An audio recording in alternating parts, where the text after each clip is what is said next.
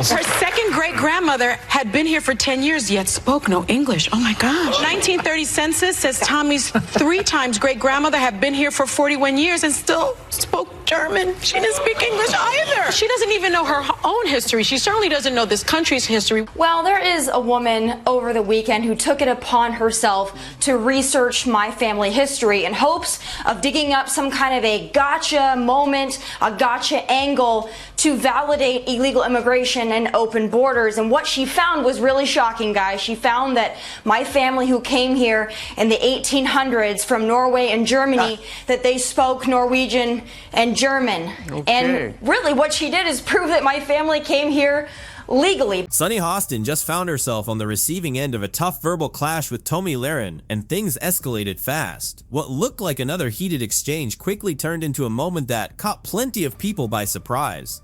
Tomi came prepared, and the conversation took an unexpected turn. It wasn't just the usual political talking points or accusations of hypocrisy.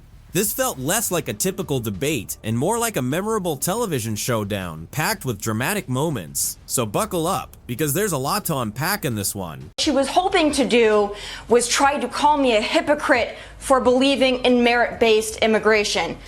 Again, she failed miserably. But this really isn't what she calls resistance genealogy. It's just another indication of Trump derangement syndrome. But I really am happy, though, that she has such a fascination with my family history, and I'm hoping that she will take on Elizabeth Warren's next. Wow, that would be very interesting. Sunny Hostin, who often comes across as someone always sure she's right, just got completely outmatched by none other than Tomi Lahren. Yes, that Tomi, the one who delivers every opinion like it's made for primetime television. As for Sunny, she didn't just lose her footing, she looked completely caught off guard, as if all those familiar talking points suddenly stopped working when the conversation took an unexpected turn. Sunny Hostin. Sounds like a town. We're in sunny Hostin. She was on PBS's Finding Your Roots, a show dedicated to researching celebrity ancestry. For context, Sunny is a staunch supporter of reparations and has made a fortune spewing nonsense about white privilege and racial justice. Well, turns out she's not as oppressed as she claims she is. She's actually the descendant of slave owners from Europe. Let's be honest. Sunny Hostin has a way of walking into any debate sounding completely sure she's right before anyone else even gets a chance to speak. She's become known for passionate reactions, dramatic delivery, and making every disagreement feel like a major moment. You can almost predict when she's about to say, as a woman of color, before launching into another opinion that critics say feels more rehearsed than genuine. Provide them with DNA, 23andMe, because I cannot believe the detail on your background that they were able to get. Well, I don't have to. She did all the research for me, so I'm sure my family is very appreciative. What about Joy saying, though, what are your skills? It's beyond research. It is personal. It is mean.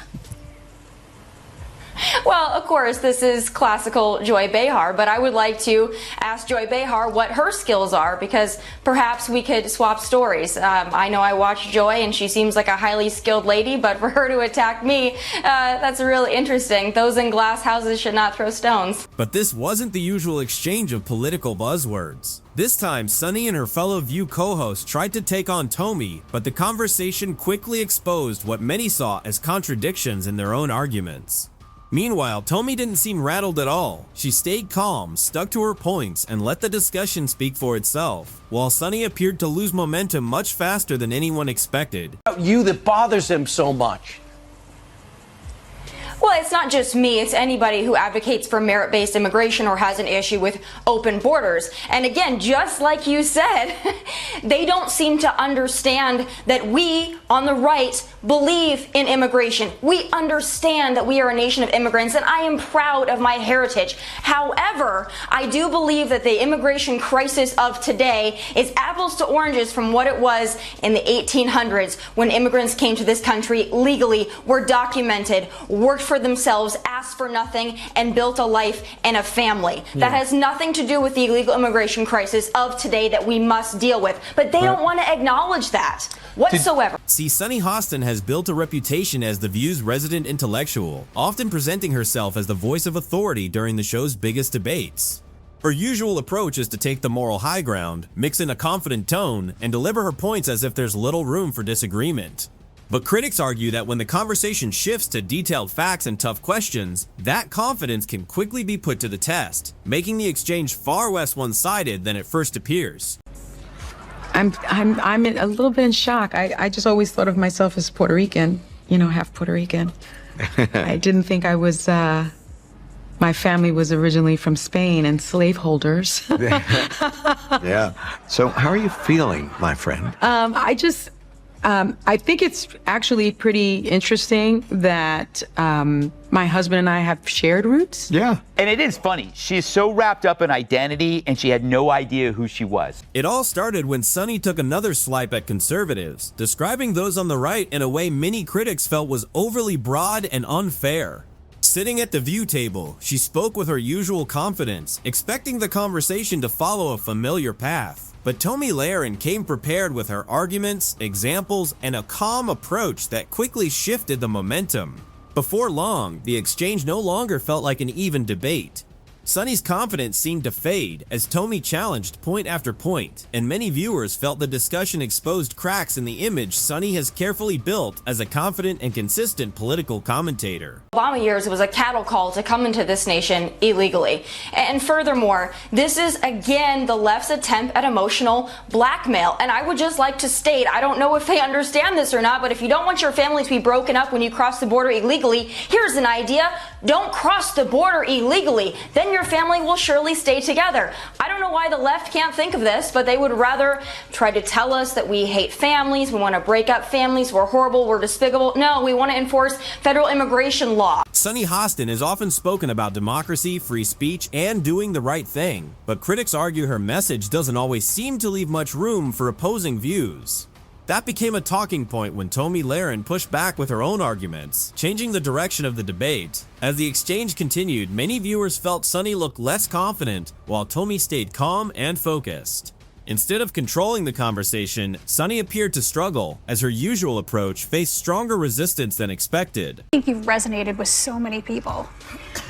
I think in large part I represent middle America. So you've got the two coasts, and those individuals seem to kind of just talk to each other.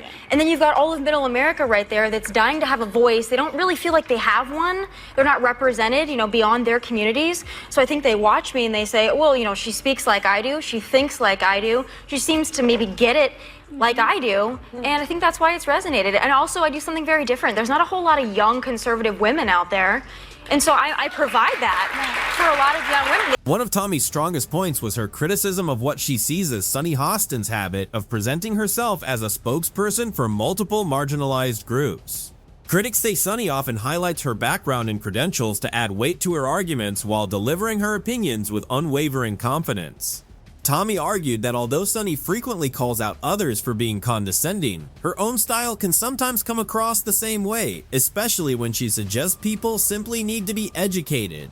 According to critics, that approach can make political disagreements feel more like moral lectures than open conversations, and Tomi used that contrast to challenge Sunny's overall message. Keep on talking about criminals and immigrants being criminals, and I just want people to understand what the facts are and the stats are, is that undocumented immigrants are much less likely to have committed crimes than American citizens. American citizens commit more crimes than anyone who is undocumented. I also want to make the point that an undocumented immigrant is not a criminal because he or she is undocumented. That is a civil offense. So to call people illegals is in and of itself, I think, xenophobic and racist. When Tomi turned the conversation around, she argued that you can't present yourself as the moral authority while applying principles differently depending on the situation. That seemed to catch Sunny off guard, and her response appeared less confident than before. As the discussion continued, Tomi calmly pointed to what she described as inconsistencies, one after another, keeping the pressure on. More than the individual facts, many viewers felt it was the way Tomi challenged Sunny's usual style that shifted the momentum. By the end, Sunny's confident approach seemed far less convincing, turning the exchange into one of the most talked about moments of the week. Democrats really want to die on the hill of bringing back plane loads of criminal, illegal alien gang members. But you haven't proven that they're criminals. Please. That's the problem. Be my guest. Honestly, like, look, I will be the first one to say if there is a criminal, if there's a gang member in this country, someone who has committed any crime, big or small, get him out. Sure, I'll absolutely concede that. We don't need criminals in this country. But if you're talking about somebody who you don't know because you haven't afforded them due process, then you can't just make that claim. But the fact remains, President Trump is not only securing our border, but he is deporting criminal, illegal aliens. And if Democrats want to stand in the way of that, and they want to tell their constituents, hey, vote for us in the midterms, vote for us in 2028, we'll make sure that the criminal aliens come back, far be it for me to stand in your way. The challenge with building a public image around confident sound bites and political slogans is that sooner or later, someone is going to question your arguments. When that happens, you need more than clever one-liners and confident reactions. Critics say Sunny often presents her views with complete certainty, but that approach can be difficult to maintain when faced with tough questions or opposing opinions.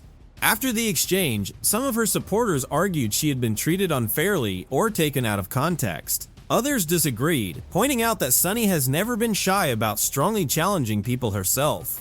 That's why this debate drew so much attention. It wasn't just about the points being made, but about watching someone known for leading the conversation suddenly having to defend her own. I have a question of my own. Do you lock your doors at home? At your residence, do you have a lock on your door? Do you use that lock? I do. Yeah, I do. You have an alarm? And why is that? I mean, you lock your door. You lock your door because you want to know who's coming into your home. It's not because you hate the people outside. It's because you love the people inside. Well, that's what needs to be done with the United States of America. That's why we have a border. We have a right to know who's coming into our country and why. That's what keeps us safe. But this time, Sunny Hostin's usual confidence wasn't enough to carry the moment. Critics felt Tomi Lahren controlled the exchange without raising her voice or relying on dramatic theatrics. Instead, she calmly challenged Sunny's arguments, putting the focus on what she described as inconsistencies rather than emotional reactions. Many viewers saw it as more than just one difficult debate. They believed that reflected a pattern that had been building over time, with Sunny's confident style facing tougher scrutiny than before. To those critics, the conversation became less about the issues themselves and more about whether Sunny's public image could stand up to sustained criticism. What I would like to point out is that there is no correlation between undocumented people and a rise in crime. That's statistically accurate. Immigrants, including undocumented immigrants, are less likely to commit crimes in the United States. So this notion somehow that it's about national security, I think is just false. Every time Sunny Hostin begins with, I think what's important to understand is, critics say they already know what's coming next. Instead of a balanced discussion, they expect another confident speech filled with familiar talking points and moral certainty. To them, it often feels more like a performance than a conversation. This time, though, many viewers felt the reaction was different. Tomi Lahren stayed calm, avoided the usual TV drama, and simply challenged Sunny's arguments point by point. There were no shouting matches or over-the-top moments, just a steady exchange that, according to critics, allowed Sunny's own approach to come under the spotlight. Me, you would believe differently. But you know what, Alyssa, the woman. But just to understand, are we saying, do we think the vast majority of Americans are racist? That's what I'm trying to help me understand. I think that there is a significant portion that are racist, and you can't dismiss my lived experience. Tomi didn't need to raise her voice because, according to critics, Sunny Hostin was already struggling to defend her own arguments. Instead of turning into a heated shouting match, the conversation gradually shifted as Sunny's responses appeared less convincing. Tomi stayed calm, challenged her points, and let the discussion unfold naturally.